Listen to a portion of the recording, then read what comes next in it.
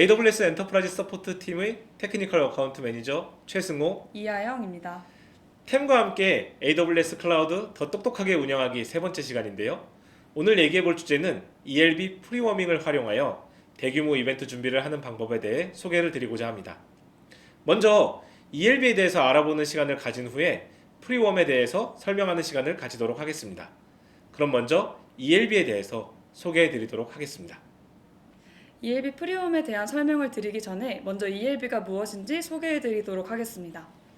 아마존 일러스틱 로드 밸런싱 서비스는 아마존 웹 서비스에서 제공하는 로드 밸런싱 서비스입니다.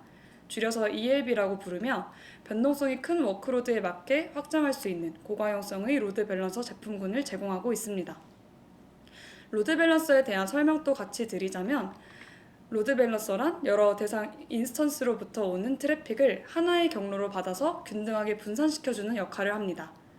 사용자는 다수의 인스턴스 IP나 호스트 정보를 알 필요 없이 하나의 호스트 정보만 알고 있으면 되고 로드 밸런서가 알아서 트래픽을 적절히 처리해주게 됩니다. 로드 밸런서는 만약 뒤에 있는 인스턴스 중 하나가 다운되거나 오류가 나면 해당 인스턴스로 트래픽을 보내지 않고 새로운 인스턴스가 추가되면 자동으로 트래픽을 새 인스턴스로 분산시켜 줍니다.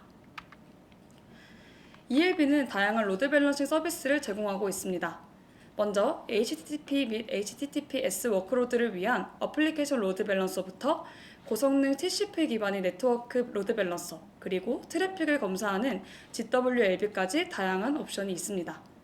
그리고 이전에 사용하던 클래식 로드 밸런서는 더 이상 새로운 기능이 추가되지 않고 앞으로 사라질 예정이기 때문에 현재 클래식 로드 밸런서를 사용하고 계시다면 더 나은 성능과 기능을 제공하는 ALB나 NLB로 마이그레이션 하는 것을 권고드리고 있습니다.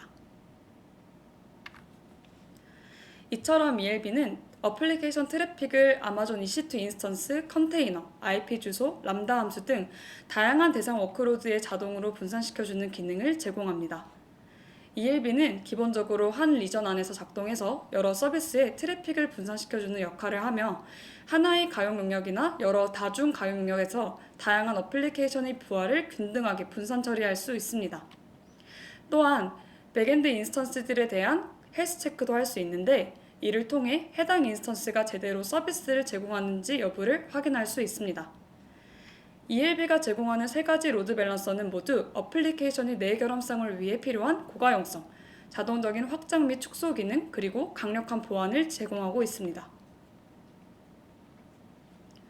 그럼 다음으로 ELB 프리웜에 대해서 알아보도록 하겠습니다.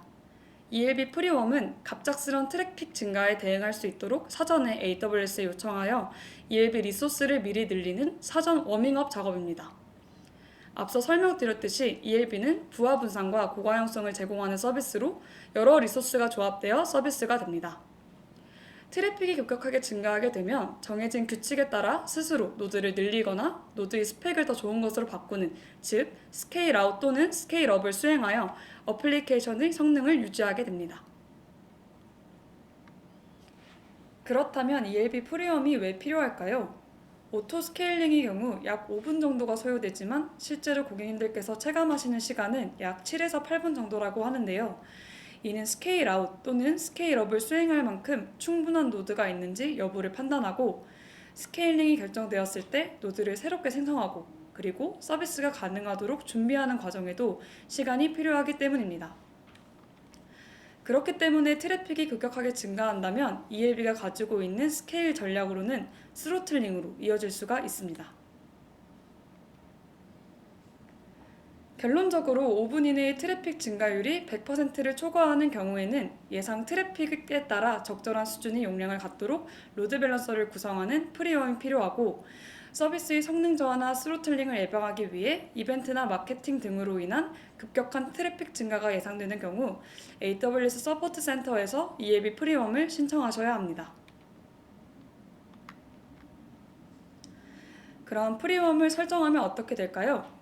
앞에서 언급한 것처럼 ELB는 자체적인 스케일링 전략을 가지고 있습니다. 클라이언트의 요청이 증가하면 노드를 어떤 전략으로 늘릴 것인지에 대한 전략과 그와 반대로 클라이언트의 요청이 줄어들거나 없을 때에는 일정 수준 이하로 노드를 줄이는 전략을 가집니다. 프리웜을 설정한다는 것은 ELB 용량의 최소 수치를 미리 정해주는 것이라고 할 수 있는데요. 이 과정을 통해 ELB가 수용할 수 있는 만큼의 최소한의 수치를 정해주는 것이고, 만약 이 수치 이상으로 트래픽이 들어오게 된다면 다시 스케일링이 발생하게 됩니다. 하지만 여기서 차이점은 클라이언트의 요청이 더 이상 없거나 줄어든다고 하더라도 프리웜이 정해진 기간 동안은 정해진 최소 수치 이하로 내려가지 않도록 용량의 수치를 정해주게 됩니다. 정리하면 ELB 프리웜을 통해 ELB 용량의 최소 수준을 설정하게 되고, 프리웜을 통해 최소 수준이 설정되고 나면 정해진 수준 이하로 용량이 내려가지 않게 된다고 할 수 있습니다. 자, 그럼 여기서 ELB 용량을 어떻게 산정하는지에 대한 궁금증이 생기게 되는데요. ELB 용량을 측정하는 단위인 LCU에 대해서 알아보도록 하겠습니다. 다음 장표에서는 이 LCU에 대해서 승우님과 함께 알아보도록 하겠습니다. LCU는 로드 밸런서 캐퍼시티 유닛이라고 하며 어플리케이션 로드 밸런서가 트래픽을 처리하는 차원, 즉 디멘전을 측정합니다. 바로 이 단위로 ELB의 캐퍼시티를 산정할 수 있게 되며 총 4가지 디멘전을 통해서 측정할 수 있습니다. 또한 이 중에서 가장 사용량이 많은 디멘전에 대해서만 요금을 부과하는 구조를 가지고 있습니다. 이 4개의 디멘전에 대해서 각각 설명드리면, 첫 번째로 초당 얼마나 많은 새로운 커넥션이 생성되는지, 그리고 분당 얼마나 많은 활성화된 커넥션이 존재하고 있는지, 그리고 얼마나 많은 데이터 용량이 ELB를 통해서 처리되는지, 즉 데이터의 인아웃이 얼마만큼 발생했는지를 확인하게 됩니다. 그리고 마지막으로 얼마나 많은 룰이 평가되는지에 따라 측정된다고 볼 수 있습니다. 특히 룰은 어플리케이션 로드 밸런서의 경우 HTTP 헤더나 페이로드에 기반한 많은 다양한 형태의 룰이 설정될 수 있습니다. 이러한 내용을 기반으로 하나의 LCU는 다음을 포함한다고 말씀드릴 수 있습니다. 초당 25개의 새로운 연결, 즉 1분에 1500개의 새로운 연결이 포함된다고 볼 수 있고요. 분당 3000개의 활성화된 연결수, 그리고 아마존 EC2 인스턴스, 컨테이너 또는 IP 주소를 타겟으로 하는 경우에는 시간당 1GB의 인아웃 처리량, 만약에 람다 함수를 타겟으로 한다면 약 0.4GB의 인아웃 처리량을 포함할 수 있습니다. 마지막으로 어플리케이션 로드 밸런서를 기준으로 했을 때 초당 약 1000개의 규칙 평가를 포함할 수 있습니다.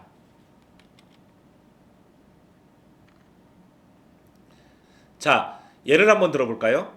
다음과 같은 조건이 있다고 가정해 보겠습니다. 고객분이 예상하신 수치가 만약 초당 새로운 커넥션이 75,000개, 즉 75,000 RPS를 가질 것이라고 가정하고, 데이터 처리량, 즉 프로세스드 바이트가 약 8KB라고 가정한다면, 이를 하나의 LCU가 처리할 수 있는 기준으로 본다면 새로운 커넥션 기준으로는 75,000 RPS를 약 25 RPS, 즉 초당 25개의 커넥션으로 나누게 되어 약 3000 LCU 정도 소모할 것이라고 볼 수가 있고요. 프로세스드 바이트를 기준으로 본다면 하나의 요청이 8KB이고 75,000개의 초당 요청이 있고, 프로세스드 바이트는 1시간을 단위로 하기 때문에 이를 계산하게 되면 약 2160 LCU를 소모한다고 볼 수 있게 됩니다. 예상대로 이를 고객이 다 사용한다고 가정한다면 높은 LCU에 따라 약 3000 LCU가 필요하게 되고, 이에 대한 과금이 발생하게 되는 구조를 가지게 됩니다. 이를 프리웜 계산기에 넣게 되면 조금 수치가 달라질 수 있게 되는데요. SSL을 사용한다고 가정하고 Keep Alive 사용 여부에 따라서 Keep Alive를 사용하지 않는다면 약 2750 LCU를 준비해야 될 것이고, Keep Alive를 사용한다면 약 690 정도의 LCU의 준비가 필요하게 될 것입니다. 참고로 Keep Alive 사용 여부에 따라 LCU는 대략 5분의 1에서 3분의 1 정도로 줄어들 수 있으며, 평균 프로세스드 바이트는 최대 250KB를 초과할 수 없게 됩니다. 일반적으로 고객분들께서는 IEM을 수행할 때 프리웜을 진행하게 됩니다. IEM에 대해서는 본 채널의 IEM 영상을 참고해 주시기 바랍니다. 프리웜 요청 시 어떤 정보를 제공해야 하는지 혼선을 방지하기 위해 필요한 정보를 수집하는 템플릿이 별도로 제공되고 있습니다. 이 템플릿에는 11개의 질문 리스트가 준비되어 있습니다. 먼저 ELB에 DNS 이름을 명확히 입력해야 합니다. 고객분들의 어카운트에는 다양한 ELB가 구성되어 있을 수 있습니다. 그렇기 때문에 프리웜이 필요한 ELB의 도메인 이름이나 ARN 정보 등이 명확히 전달되어야 합니다.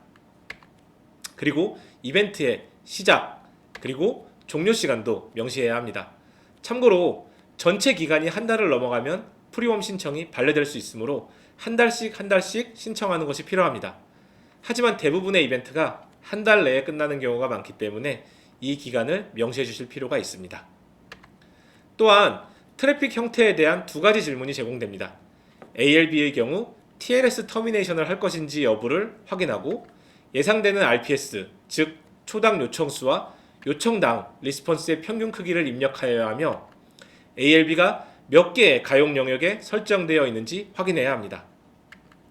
추가적으로 실제 백엔드 인스턴스가 연결되어 있는지 확인해야 합니다. 백엔드 인스턴스가 준비되어 있지 않은데 프리웜을 요청하는 경우에는 반려되는 경우도 발생할 수 있습니다. 그리고 트래픽 패턴에 대해서도 문의하는 질문이 있으며 백엔드와 퍼시스턴트 커넥션이 설정되어 있는지에 대해서도 확인을 해야 합니다. 이렇게 수집한 정보를 기입하신 후 케이스를 생성하고 오픈하시면 AWS의 서포트 엔지니어가 이를 처리하게 됩니다. 여기서 만약 ES 고객의 경우에는 담당 템을 통해서 신청하시는 경우도 있습니다. 하지만 정말 급하신 경우가 아니라면 케이스를 통해서 신청하시는 것을 권장드립니다. 이제 모든 과정을 완료한 후에는 프리웜이 신청되고 준비되었는지 확인이 필요할 텐데요. 이는 담당 템을 통해서 확인하실 수 있습니다. 그럼 이제 ELB 프리웜에 대한 베스트 프랙티스에 대해서 이야기해 보도록 하겠습니다. 첫 번째로 모든 질문이 중요합니다. 모든 질문에 대해 정확하게 수치를 입력하는 것이 어려울 수 있기 때문에 종종 잘못된 수치를 입력하는 경우도 있을 수 있습니다. 이런 상황에서는 수치를 계속해서 검증하는 과정이 필요할 수 있는데요. 그래서 가장 좋은 방법 중에 하나는 로드 테스트를 진행한 후 클라우드워치의 매트릭 정보를 기반으로 LCU를 산정하는 것입니다. 이 방법이 상당히 정확한 산정 방법 중에 하나입니다. 그리고 대규모 이벤트가 있는 경우라면 이벤트 5일 전, 아무리 늦어도 48시간 전에 프리워밍 케이스를 생성하고 오픈해야 합니다. 그리고 만약 과거에 유사한 이벤트를 진행한 경험이 있다면 그 이벤트 정보를 공유해 주시면 프리웜을 준비하는데 굉장히 많은 도움이 될 수 있습니다. 마지막으로 프리워밍을 진행할 ELB가 여러 개 있는 경우라면 각각의 ELB에 대해서 각각 필요한 수치를 확인하고 이에 대한 정보를 제공해 주시는 것이 필요하다고 말씀드릴 수 있습니다. 마지막으로 오늘 소개해드린 내용들을 정리해 보도록 하겠습니다. ELB는 변동성이 큰 워크로드에 맞게 확장할 수 있는 고가용성의 로드 밸런서 서비스를 제공합니다. 이를 통해 어플리케이션의 가용성과 확장성을 동시에 높일 수 있습니다. ELB 프리웜은 갑작스러운 트래픽 증가에 대응할 수 있도록 사전에 AWS에 요청하여 ELB의 리소스를 미리 늘리는 사전 워밍업 작업입니다. 사전 워밍업 작업을 진행함으로써 대규모 이벤트에 효과적으로 대응할 수 있습니다.